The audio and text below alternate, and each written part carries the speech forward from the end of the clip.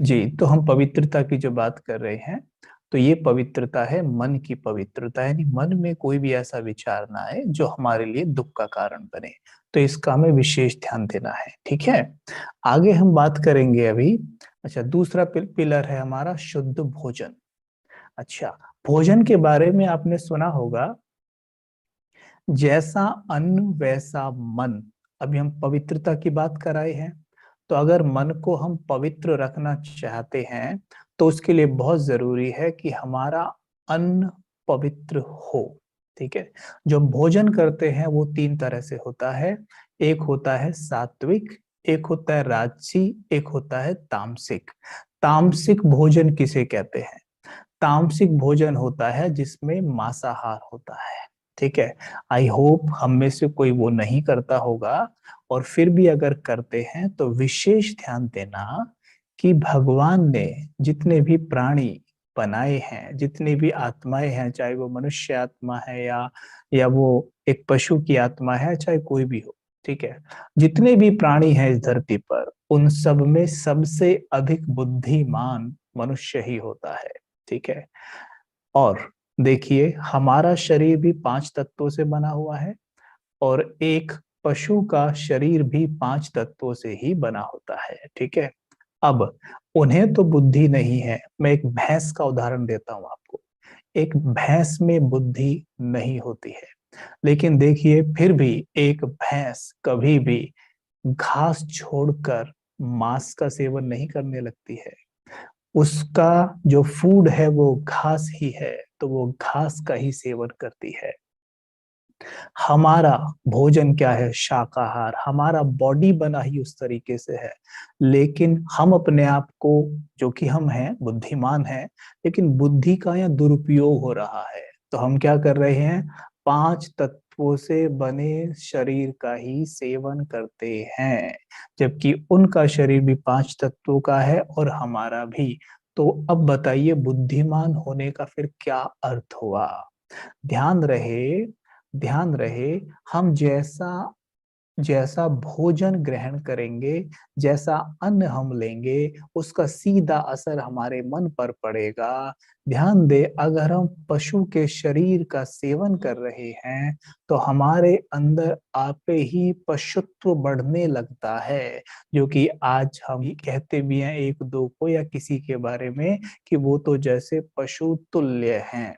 तो जैसा भोजन हम करेंगे वैसा हमारे मन पे उसका प्रभाव पड़ता है। दूसरा एक उदाहरण देता चलूं साथ के साथ, कि जैसे मानो एक किसी को भी अगर थोड़ी देर बाद मारा जाने वाला हो, और उसको वो वाइब्रेशन आ ही जाएंगे, क्योंकि उसको जिस तरह से पकड़ के रखा हुआ है, बांध के रखा हुआ है, उसको वाइब्रेशन आ जाने वाले हैं।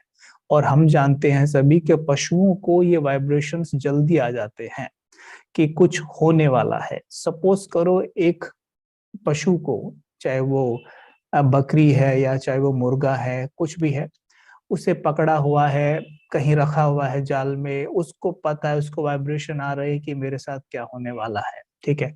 तो इतनी देर तक वो भय के वाइब्रेशंस निरंतर रिलीज कर रही है आत्मा बॉडी के अंदर। ठीक है। चिड़चिड़ाहट के वाइब्रेशन, हेल्पलेसनेस के वाइब्रेशंस अपनी बॉडी में वो रिलीज कर रही है। अब उसे क्या किया जाता है? जब उसे, हाँ, काटा जाता है, तो वो आत्मा तड़पती है। ठीक है। और उस तड़प में ढेर सारा दर्द वो उस बॉडी में छोड़ती है, ढेर सारा भय उस बॉडी में छोड़ती है, और फिर चली जाती है। अब उस बॉडी में वो सारी नेगेटिव एनर्जी है जिसे हम प्रोटीन समझकर लेते हैं, फिर वो हमारे मन पे जाके सीधा असर डालता है। इसलिए अन्न का सीधा असर हमारे मन पर पड़ता है, और मन का सीधा सा असर हमारे तन पर पड़ता है। तो इस बात का ध्यान देना है कि अगर हमें अपना जीवन सात्विक बनाना है, सतो प्रधानता से भरना है, हमें अपने सातों गुणों का आनंद लेना है, तो हमें सात्विक भोजन ही करना होगा। इस बात का विशेष हमें ध्यान देना है। ठीक है। आगे हम बात करेंगे राजसी। राजसी भोजन क्या होता है? राजसी भोजन होता है कि उसमें ये सब तो नहीं होगा, मांसाहार नहीं होगा। ठीक है। उसमें प्याज लहसुन भी नहीं होंगे। प्याज लहसुन भी तामसिक भोजन में ही आते हैं। ठीक है। प्याज लहसुन भी तामसिक भोजन में ही आते हैं। राजसिक भोजन में प्याज लहसुन तो नहीं होते हैं, लेकिन बहुत ज्यादा मिर्च मसाले, उसे स्वाद के लिए उसमें क्या क्या डाला जाएगा, फिर ऐसे करते करते खाएंगे, नाक मुंह सबसे पानी निकलता रहेगा। ये है राजसी भोजन, जो हमारी उत्तेजनाओं को बढ़ाता है, और जिसकी उत्तेजनाएं बढ़ी हुई होती है उसका मन कभी शांत रह ही नहीं सकता है। इसलिए आप सब जानते हैं कि जब हम फास्ट रखते हैं तो कैसा भोजन का सेवन करते हैं? फल फ्रूट्स, दूध, या और जो भोजन हम लेते हैं बिल्कुल नाम मात्र के लिए उसमें नमक मिर्च मसाले होते हैं, है ना, उसे लेते हैं। और उस दिन याद करिए जिस दिन आप फास्ट रखते हैं, जो भोजन आप ग्रहण करते हैं, मन कितना हल्का रहता है। ये तो प्रैक्टिकल प्रमाण है। तो मतलब जैसा अन्न वैसा मन, और जैसा मन फिर वैसा ही तन होने लगता है। इसीलिए फास्ट रखे जाते हैं। लेकिन फास्ट क्या है? वीक में एक बार रख लिया, या महीने में दो रख लिया, एक रख लिया, अब उससे तो काम चलने वाला है नहीं ना। हमें जीवन ही वैसा बना लेना चाहिए अपना। देखिए, जिस दिन हम फास्ट रखते हैं, हम मांसाहार, मांस को छुएंगे भी नहीं, ठीक है, प्याज लहसुन हम नहीं छूते। इसका मतलब साफ है कि हम जिन देवी देवताओं की आराधना पूजा कर रहे हैं, ईश्वर की आराधना पूजा कर रहे हैं, उनको जो भोग हम लगा रहे हैं, उन्हें हम मांस का भोग नहीं लगाते, हम उन्हें प्याज लहसुन से बने खाने का भोग नहीं लगाते। इससे साफ सिद्ध होता है कि वो इस भोजन का सेवन नहीं करते। ठीक है, जब वो इस भोजन का सेवन ही नहीं करते, तो फिर हम क्यों करते हैं? हमें खुद से पूछना चाहिए। हम उन्हें कहते हैं ये हमारे इष्ट देव देवी हैं, ये हमारे ईश्वर हैं, यानी हम उनके जैसा बनना चाहते हैं, उनसे हम कुछ सीख लेना चाहते हैं, हम अपना लेवल ऊपर उठाना चाहते हैं, तभी तो किसी को मानते हैं ना। मात्र घंटी बजाने से, पैरों में गिरे रहने से तो कोई फायदा होगा नहीं, और आज तक हुआ भी नहीं। ठीक है, देख ही रहे हैं कि day by day depression level बढ़ता ही जा रहा है। तो सीधी सी बात है, कुछ तो चेंज अब हमें करना पड़ेगा। तो वो चेंज क्या है कि अब हमें, जिन्हें हम अपने इष्ट मानते हैं, जिन्हें हम ईश्वर कहते हैं, जिन्हें हम पिता कहते हैं, परम पिता कहते हैं, उनके जैसा बनने का हम प्रयास करें।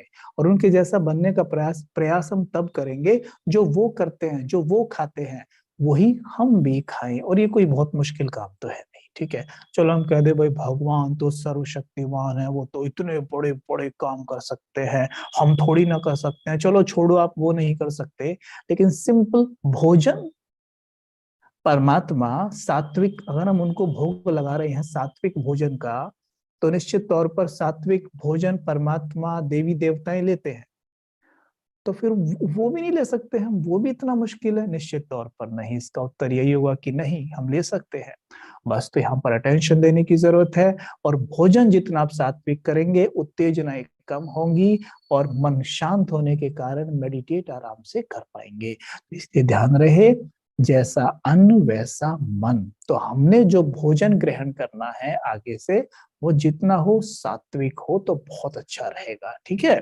दिव्य गुण, दिव्य गुणों की धारणा, हमें दिव्य गुणों पर ध्यान देना है। आत्मा में दिव्य गुण होते हैं, जैसे कि नम्रता, सहनशीलता, शीतलता, धैर्यता, मधुरता, पवित्रता। ये दिव्य गुण है जो आत्मा के अंदर होते हैं। और दिव्य गुण कैसे हमारे जागृत होते हैं? दिव्य गुण कैसे हमारे काम में काम करने लगते हैं? जब हम अपने अंदर की शक्तियों का आह्वान करते हैं। जैसे आत्मा के अंदर शांति की शक्ति है, सहनशीलता की शक्ति है, धैर्यता की शक्ति है। हमें इन शक्तियों का आह्वान करना है। जैसे सपोज करो कि किसी व्यक्ति को बहुत गुस्सा आता है, और उसे अपने गुस्से को खत्म करना है। ठीक है, तो गुस्सा आने का कारण क्या होता है? गुस्सा आने का कारण होता है कि वहां तीन शक्तियों का अभाव है। कौन कौन सी? सहनशीलता, धैर्यता और शीतलता, यानी शांति। इन तीनों का हमने सवेरे उठ के आह्वान करना है, और संकल्प करना है कि मैं आत्मा शांत स्वरूप हूं। हे शांति की शक्ति, अब तुम जाग जाओ और अपने काम पे लग जाओ। ठीक है, ऐसे ही मेरी सहन शक्ति, मेरी धैर्यता की शक्ति काम कर रही है। ठीक है। और मेरा जो क्रोध मेरे अंदर था अब वो नष्ट हो रहा है।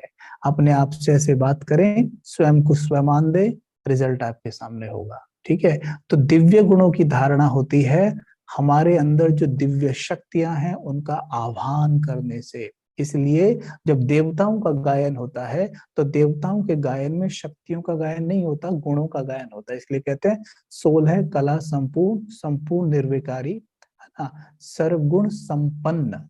सर्वशक्ति संपन्न नहीं कहते, सर्वगुण संपन्न कहते हैं।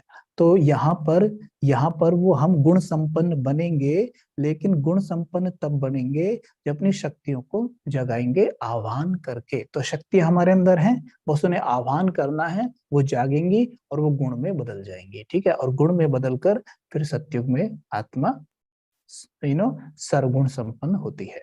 ठीक है। तो यह है दिव्य गुणों की धारणा। आगे है जो चौथा पिलर है वो है रोजाना। चौथा पिलर है रोजाना सत्संग, यानी सत्य का संग करना। ठीक है। सत्संग का मतलब होता है सत्य का संग करना, और सत्य का संग मतलब ज्ञान का संग करना, वो ज्ञान जो परमात्मा ने हमें दिया है। जैसे कि हम उस दिन बात कर रहे थे कि संगम युग पर परमात्मा आते हैं, वो निराकार है ज्योति बिंदु परमात्मा शिव आते हैं, ब्रह्मा तन का आधार लेते हैं। जिनका नाम पहले था दादा लेखराज, उनके तन में प्रवेश करते हैं और उस तन का नाम पड़ता है फिर ब्रह्मा। ठीक है। और उनके तन में बैठकर फिर ज्ञान सुनाते हैं। जो ज्ञान वो सुनाते हैं उस ज्ञान को ही कहा जाता है मुरली। ठीक है। आपने सुना भी होगा कई बार कि मुरली सुन के आए या मुरली सुनने जा रहे हैं। तो मुरली कहते हैं जो ज्ञान परमात्मा ने दिया उसको कहते हैं मुरली या परमात्म महावाक्य। ठीक है। तो ये जो ज्ञान है परमात्मा ने दादा लेखराज के तन यानी ब्रह्मा के मुख से। अब हम ये शब्द बहुत कम यूज करेंगे दादा लेखराज, अब हम जो आने वाले समय में शब्द यूज करेंगे वो करेंगे ब्रह्मा। यानी ब्रह्मा के तन से जो ज्ञान सुनाया उसको कहते हैं साकार मुरली। और ये महावाक्य रोजाना सेंटर्स पर सुनाए जाते हैं।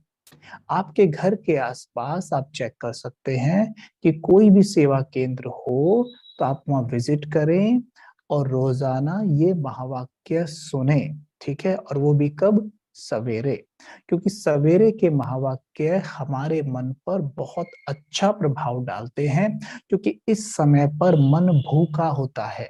जैसे एक बच्चा जब सवेरे जागता है तो भूखा होता है तो माँ उसको दूध पिलाती है, सेम वैसे ही ये मन बच्चा भूखा होता है।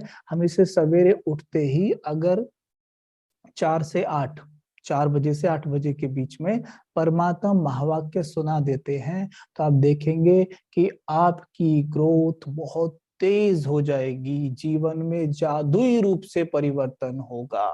ठीक है।